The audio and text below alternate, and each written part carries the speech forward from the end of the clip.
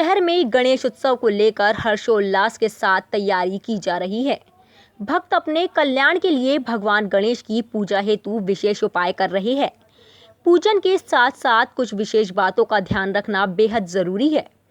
कुछ मान्यता के अनुसार गणेश चतुर्थी के दिन चंद्रमा को नहीं देखना चाहिए। चतुर्थी के दिन चंद्रमा को देखने से चोरी का झूठा आरोप लग सकता है। पौराणिक कथाओं के अनुसार भगवान कृष्ण ने भाद्रपद मास के शुक्ल पक्ष की चतुर्थी को चंद्रमा देख लिया था, जिस कारण मणि चोरी होने का आरोप लगा, जिससे छुटकारा पाने के लिए नारद मुनि ने भगवान कृष्ण को गणेश चतुर्थी का व्रत रखने का उपाय बताया। बोले वृंदावन बिहारी लाल की जय।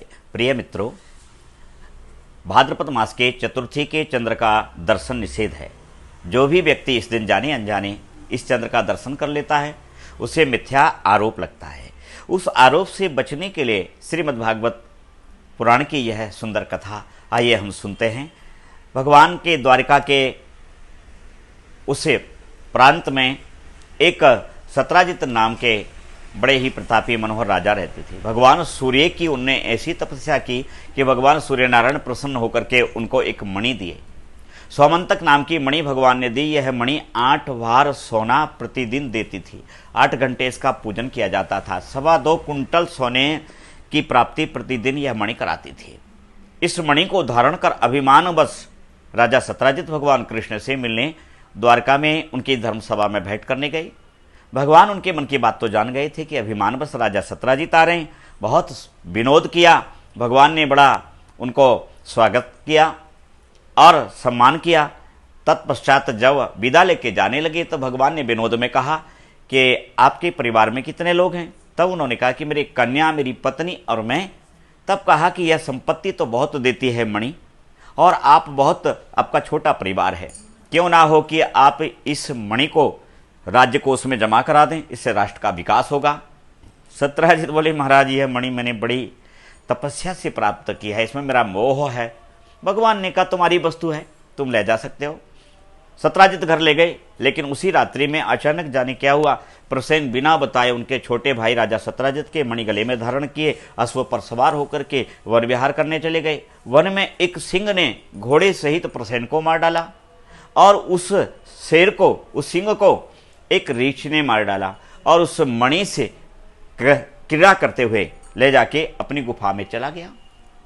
यहाँ जब मणि भी नहीं और अपना छोटा भाई भी नहीं, तब राजा सत्राजित के मन में शंका हुई कि भगवान कृष्ण ने हमसे मणि मांगी थी, हमने मणि दी नहीं और उन्होंने मणि हमसे ऐसे ले ली। एक दिन उन्होंने अपनी पत्नी से कहा, यदि तुम किसी को ना कहो तो मैं तुमको एक बात बतलाऊं। भगवान कृष्ण ने हमसे मणि मांगी थी, हमने दी नहीं, और वह मणि भगवान कृष्ण के अतिरिक्त और कोई नहीं ले सकता है, उन्होंने ही ले ली। भगवान कृष्ण का पिछला चरित्र भी कुछ ठीक नहीं है। वह पहले भी इसी तरह की चोरी और इस तरह का काम किया करते थे। तब इस बात का श्रवण करते ही उनकी पत्नी ने प्रातःकाल सारी सखी समुदाय में कह दिया। धीरे धीरे पूरे समूचे द्वारिका में यह बात फैल गई। केवल भगवान के अतिरिक्त सबको ये बात पता हो गई कि मणि भगवान ने ही ली है और उनके छोटे भाई प्रसेन को मरवा दिया। केवल भगवान श्री कृष्ण के परिवार को और भगवान कृष्ण को ये बात जानकारी नहीं। एक गुप्त दूत ने जाकर कहा, प्रभु आप पर यह लांछन लगा है। अब क्या था, भगवान ने कहा कि भाई मणि तो हमने ली नहीं, और जब मणि हमने नहीं ली तब फिर मणि का आरोप हम पर क्यों लगा।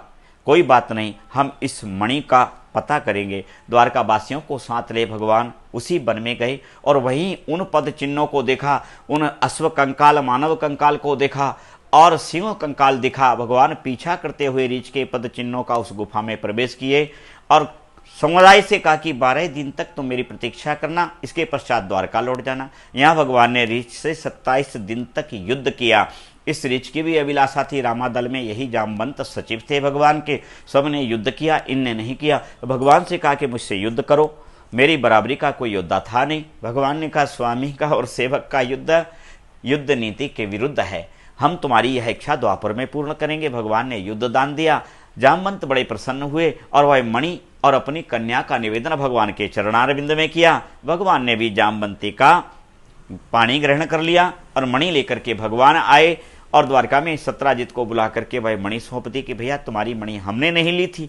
सारे सभासदों के सामने मणि सौंपने से राजा सत्राजित तो लज्जित हुए ही हुए और उन्होंने अपनी कन्या का विवाह भगवान से कर दिया, सत्यभामा जी का। तभी नारद जी पधारे। नारद जी से भगवान ने पूछा कि हे प्रभु, यह बतलाइए इस मणि का दोष हमको क्यों लगा, यह मिथ्या आरोप था। तब नारद जी हंसते हुए कहने लगे, प्रभु आप यदुकुल नंदन हैं, आप चंद्रकुल में प्राप्त हुए हैं, इसलिए आपको चंद्र से मोह है। भाद्रपद मास के शुक्ल पक्ष की चतुर्थी का दर्शन नहीं किया जाता, निषेध है, अतः आपने उसका दर्शन कर लिया, इसलिए आपको यह आरोप लगा। तब नारद जी कहने लगे कि प्रभु अगर मान लो आज के बाद अगर कोई जाने अनजाने में चंद्र का दर्शन कर लेता है तो हे नारद जी आप आशीर्वाद करो कि आज के बाद उसको फिर चंद्र का दोष ना लगे। तब नारद जी कहने लगे, जो इस कथा को श्रवण करेगा उसको चंद्र का दोष नहीं लगेगा। और भगवान के चरणों में प्रणाम करते हुए नारद जी श्रीमन नारायण नारायण नारायण कहते हुए चले गए। बोलिए श्री कृष्ण चंद्र भगवान की जय, चंद्रदेव भगवान की जय। नारद जी के कहे अनुसार जो इस कथा का श्रवण करेगा उसको चंद्रमा का दोष नहीं लगेगा। जय श्री कृष्ण। टाइम 8 के लिए भोपाल से प्रणय शर्मा की रिपोर्ट।